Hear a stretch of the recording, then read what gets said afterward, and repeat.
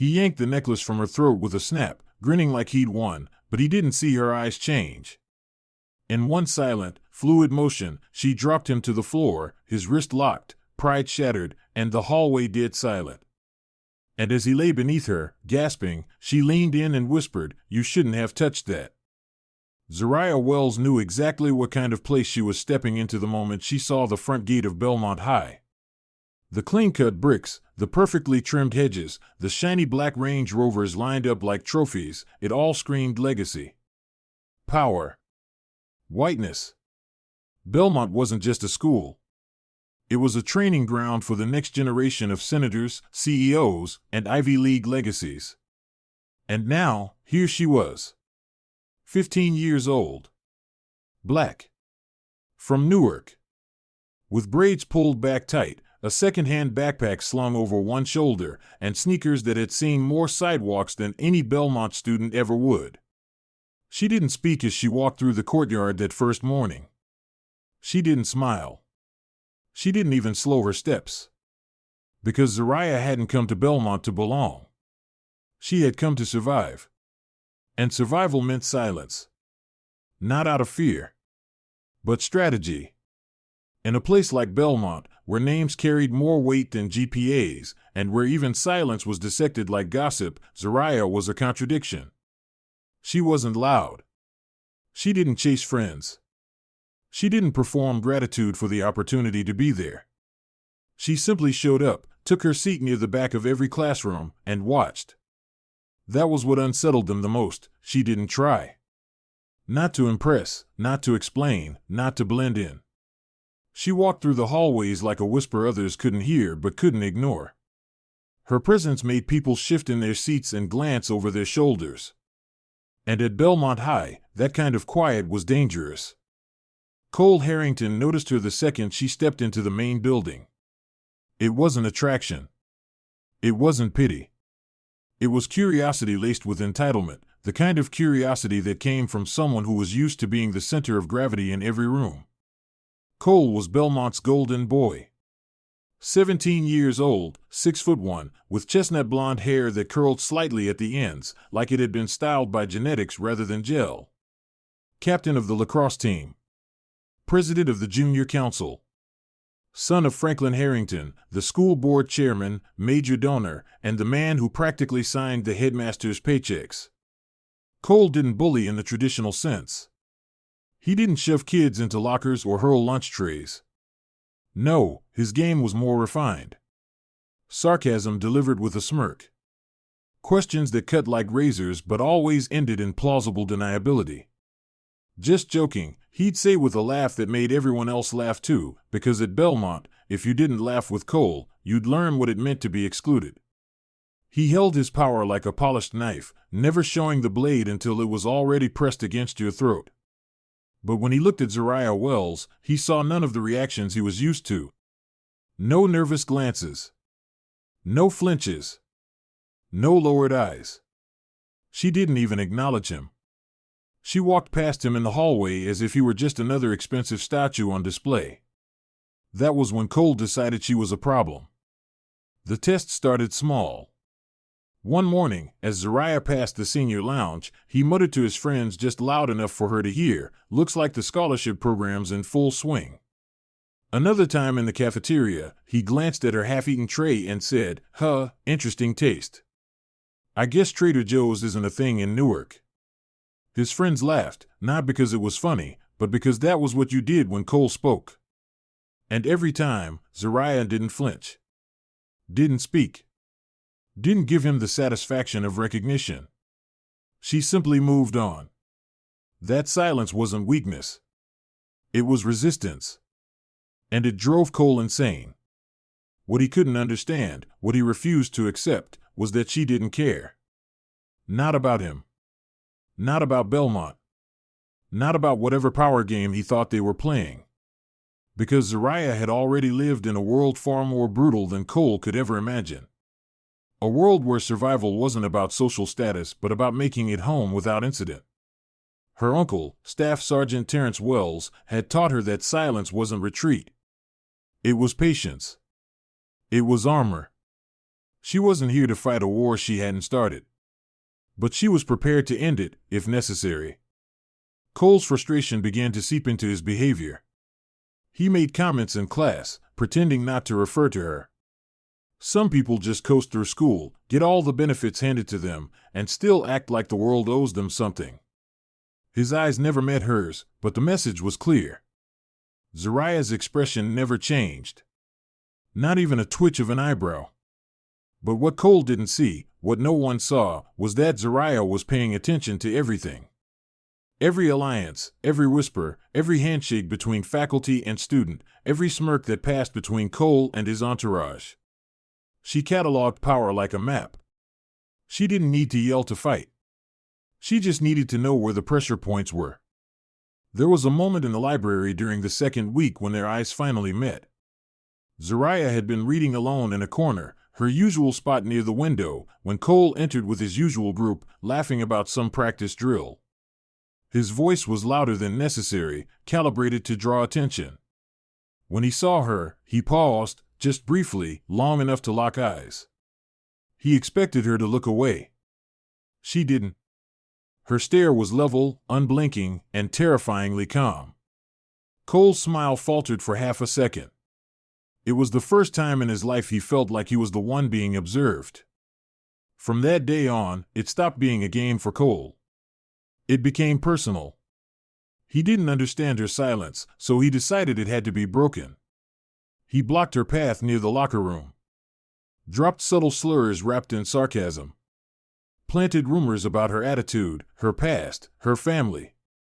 And still, nothing. Zariah didn't even acknowledge the stories. She didn't plead to teachers. Didn't confide in anyone.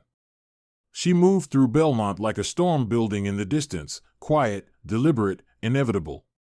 What no one knew was that Zariah didn't stay quiet because she was scared.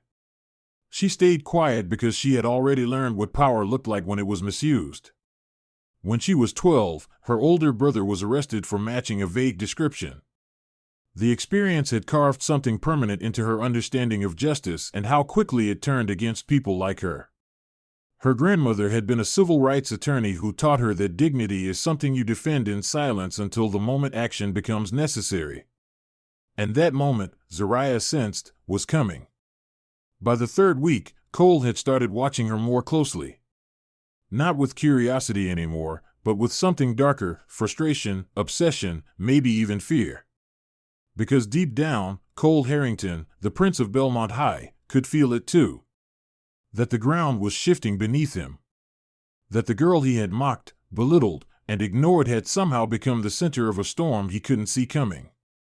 And the worst part? He had no idea what she was capable of. But he was about to find out. By the end of the fourth week, the air at Belmont High had shifted. It wasn't just the change in weather, the creeping chill of an early Connecticut fall, it was something more subtle. A tension beneath the polished surface. A discomfort no one could name but everyone felt. And at the center of it stood two students who had never spoken a full sentence to each other. Zariah Wells, with her silence that unsettled more than screams ever could. And Cole Harrington, whose confidence had begun to unravel in tiny, invisible threads. He hadn't been sleeping well. He'd replayed their silent stare in the library a dozen times. The way she looked at him, not with hatred or fear, but with that same unnerving calm. Like she already knew how everything would play out, and she wasn't worried. Cole wasn't used to not being in control. He wasn't used to silence winning. So he decided he would remind her who ran this school. It happened on a Thursday afternoon. The last bell had rung, and the hallways had thinned to a quiet hum of after-school chatter and slamming lockers. Zariah moved through it as she always did, efficient, invisible to most, headed toward the west wing where her locker was. Her sketchbook was tucked under her arm, and the weight of the day hadn't touched her expression. Cole had planned the moment down to the second. He had watched her routine, waited until the crowd disappeared. His friends, Shane, Brandon, and Eli, lingered just far enough down the hall to witness but not intervene. It wasn't about hurting her, not physically. He wasn't stupid. He just wanted a reaction. Something to prove to himself that she wasn't as untouchable as she pretended to be. As she turned the corner, her fingers already reaching for her locker combination, Cole stepped in front of her. Not blocking her with aggression, but with that same casual entitlement he always used. Hands in his jacket pockets. Leaned to one side. Smile loaded with condescension. "Hey, Wells," he said smoothly. She didn't respond. Didn't slow her pace.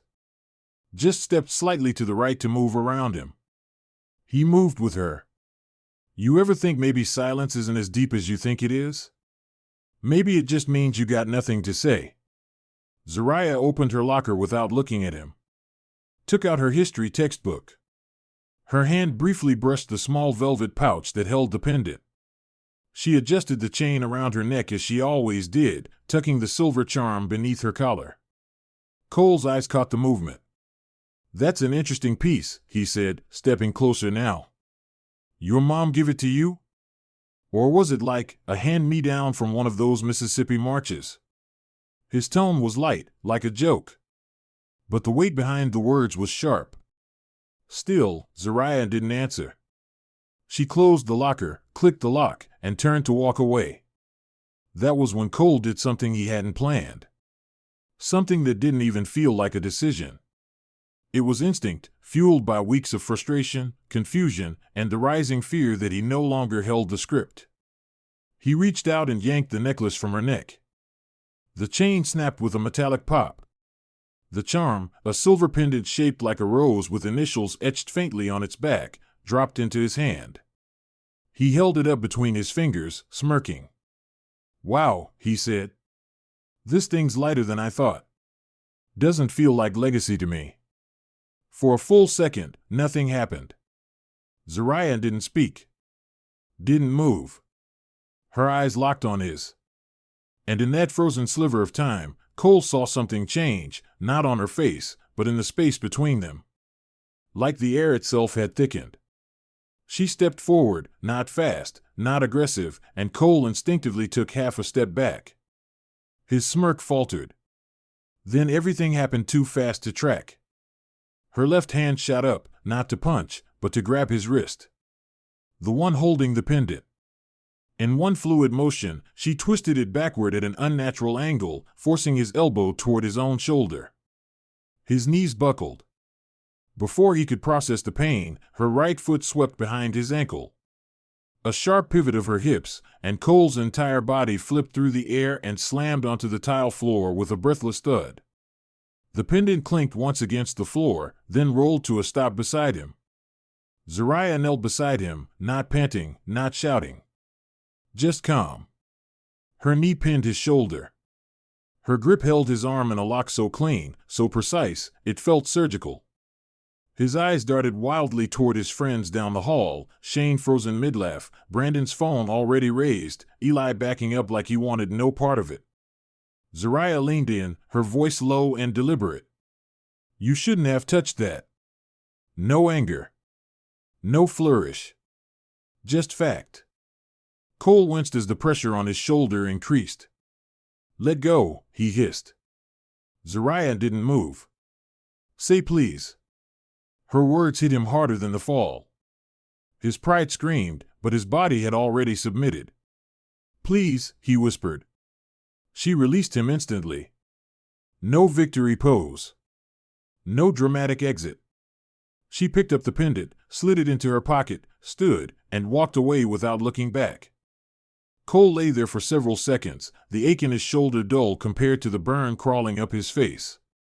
He could feel the eyes on him, his friends, the few students trickling into the hallway, and worst of all, the cold silence that followed the moment. No applause. No rescue. Just the reality that he had been taken down in seconds, not by a rival, but by a girl he had spent a month trying to humiliate. By dinner, the video had already circulated through every Belmont group chat. The footage wasn't long, maybe 10 seconds.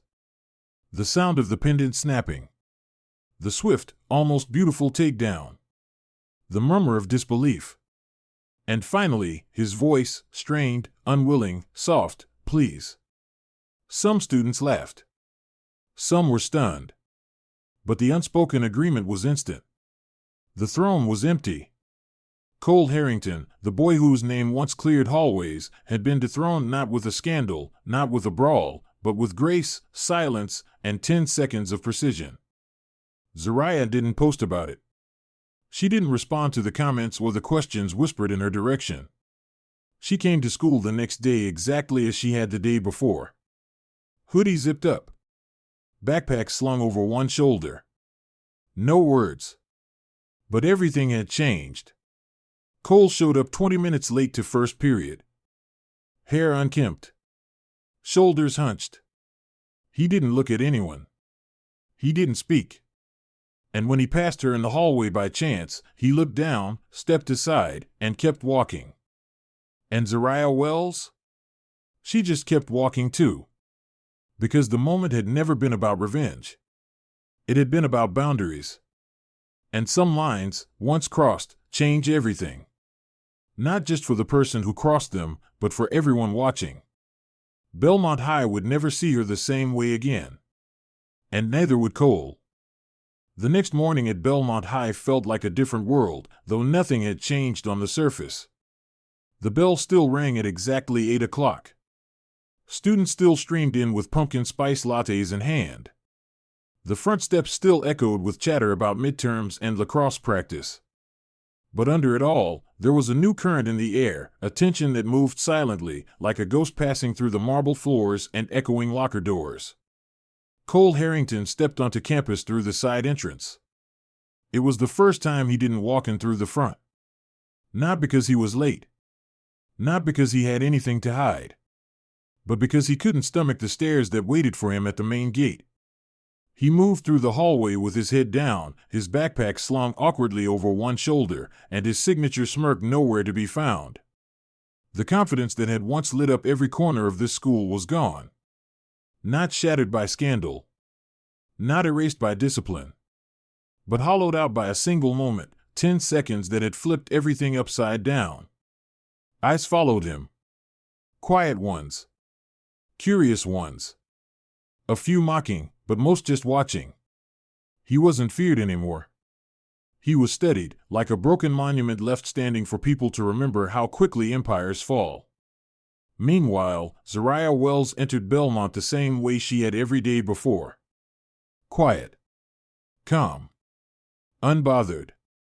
She wore the same gray hoodie, the same worn jeans, and the pendant, now hanging from a newly mended chain, resting just below her collarbone.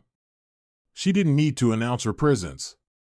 Her steps through the hallway were no longer ignored. People moved slightly to the side. Not in fear, but in a subtle, wordless acknowledgement. Respect, not commanded, but earned. Not loud, but unshakable. She passed by a group of students near the gym, upperclassmen who'd never once looked in her direction before, and they stopped talking as she approached. One of them, a boy on the football team, nodded at her, like a soldier. Recognizing another who had returned from battle. She didn't nod back. She didn't need to. Her silence had become a language they all suddenly understood. In second period, Cole sat 3 seats behind her.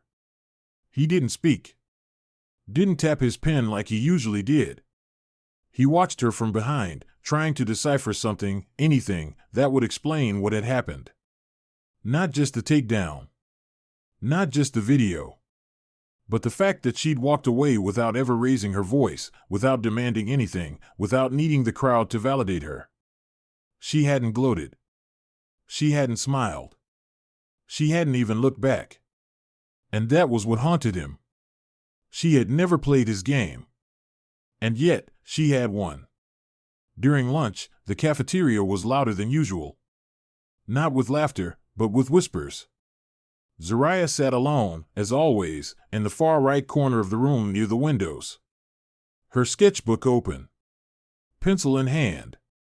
She drew quietly, like the world didn't exist. Cole, on the other hand, sat at a near-empty table. Tyler hadn't shown up. Shane kept glancing at his phone. Brandon muttered something about needing to meet with a teacher. And Eli had transferred tables completely. Cole stared at his untouched lunch. He couldn't taste anything. All he could hear were pieces of conversations behind him. Did you see her form? She didn't even break a sweat. I heard her uncle trained security forces. Like, real government-level stuff. No way that was her first fight. She didn't even raise her voice, man. Just shut him down and walked. Cole clenched his fork until his knuckles went white. He had always believed control came from volume, from being the loudest in the room, from owning the narrative. But Zariah had rewritten that rule. She had flipped the script with silence, with restraint, and with precision. The video didn't help. Over 10,000 views on Snapfeed by mid-morning. Someone had edited it with slow motion, black and white filter, and the words say please in bold letters as the final caption. It was everywhere. He couldn't escape it.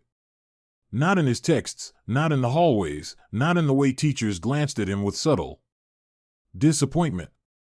Even Mr. Duval, the history teacher who once smiled too wide at Cole's every sarcastic answer, barely nodded when Cole walked in. Something had changed. And there was no going back. That afternoon, someone stood outside the library holding a printout of a local newspaper article. The headline read, "Teen Girl Wins Gold at Regional Jiu-Jitsu Championship." The photo showed Zariah in a GI, hair braided back, standing beside a much larger opponent, arm raised in victory. It wasn't a new story. The article was 2 years old. But now, it felt like prophecy. Students started whispering about her background. Her uncle. Her late grandmother, Amelia Wells, civil rights lawyer, Mississippi Bar Association pioneer, whose 1967 case helped overturn racial zoning in schools. Dude, she's got legacy in her blood, someone muttered outside the science wing. Like, actual history. But Zariah said nothing. She never corrected anyone. Never confirmed or denied anything. She just showed up. Studied. Drew. Walked the same path between classes. And somehow, that only made her more powerful. Cole tried once, just once, to approach her again. After school, near the parking lot, when she was unlocking her bike.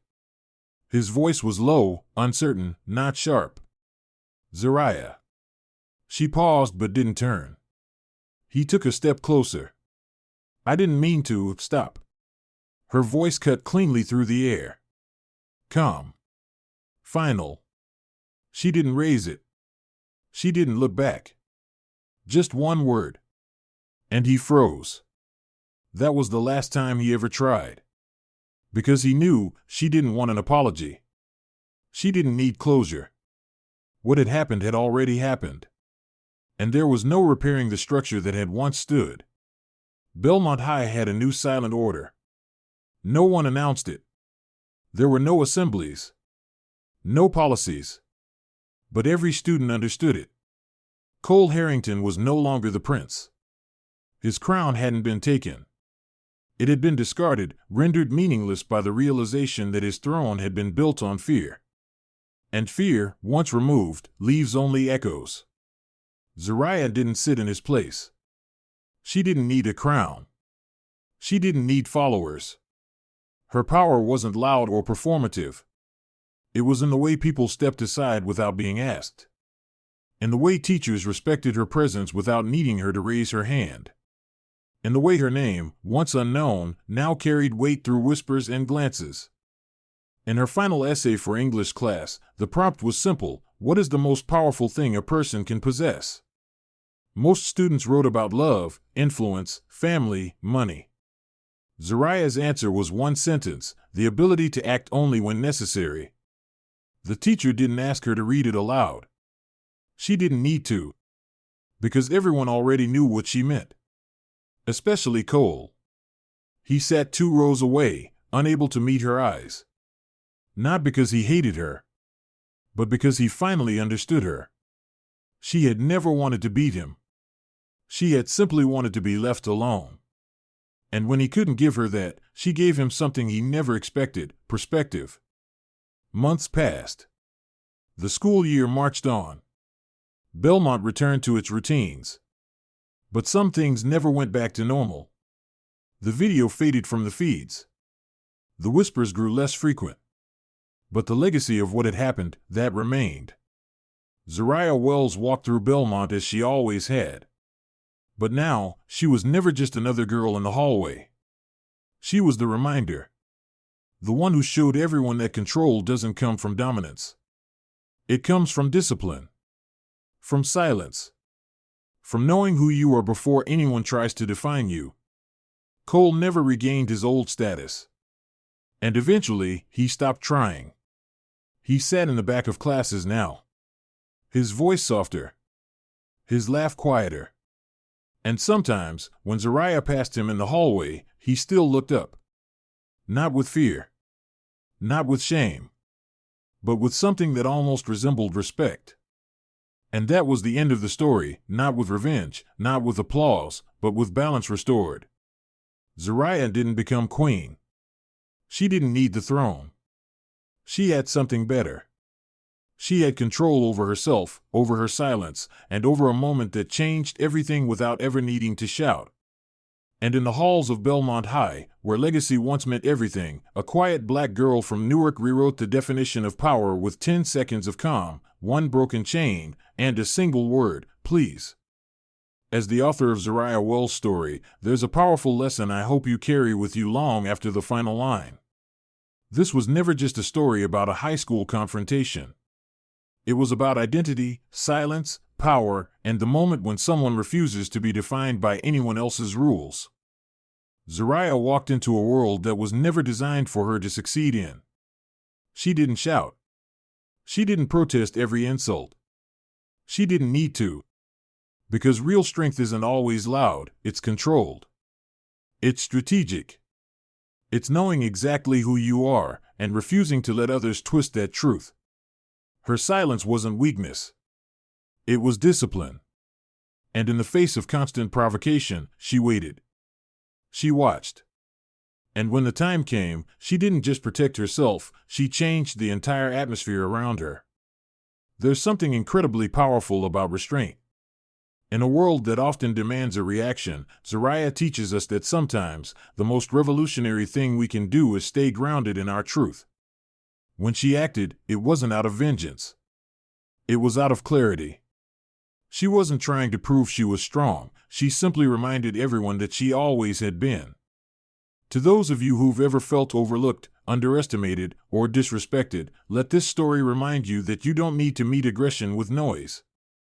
You don't need to match cruelty with cruelty. Your silence, your patience, your calm not only protect you, they empower you. When used wisely, they shift the power dynamics in any room. And when the moment comes to stand up, do so not to be seen, but because it is right. To the ones in positions of privilege or unchecked power, remember this: just because someone doesn't respond doesn't mean they're defeated. Sometimes, they're simply waiting for the moment when the truth can no longer be ignored. Zariah never wanted to be a symbol. But by staying true to herself, she became one anyway, not of violence, not of rebellion, but of dignity. Thank you so much for listening to this story. If it moved you, if it made you pause or see things differently, please consider liking, sharing, and subscribing to US Daily Story. Your support allows us to keep bringing these real, raw, and powerful narratives to light. We're here to amplify voices, challenge assumptions, and honor the everyday strength that too often goes unseen.